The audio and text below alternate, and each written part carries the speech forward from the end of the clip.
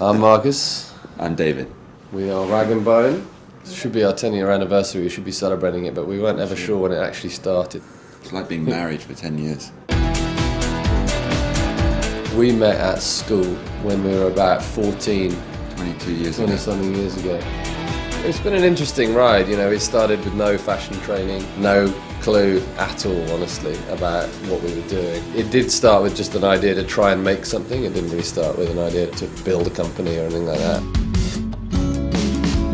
Marcus came to New York. He followed his wife here from a beach in Mexico and had the idea to try making some clothes. And the genesis really was this little factory in Kentucky Apparel, Tompkinsville, drinking Heineken and getting up early and going to the factory. It was just all these ladies who'd been sewing their whole lives, incredibly kind and generous people, and gave us the time of day when we knew nothing, so we could go down, sit at the sewing machine and watch every single piece of a jean being put together. I got a call 2 days ago from Betty Gentry, who used to hand sew the RB on the pockets. We used to send her to her house, like a whole pile of boxes of pockets.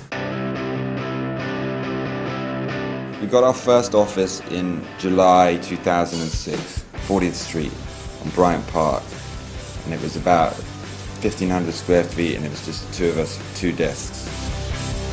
We got this office in August of 2007. When we first got the 3rd floor, we could ride a bike around it, and we were probably maybe 20, 30 people. Slowly we've actually taken more and more of the building. Hopefully one day all we are, so we're working on that. It's pretty amazing, really, when you reflect on that, the two of us sitting in a room together, and now, you know, what Rag and Bone is.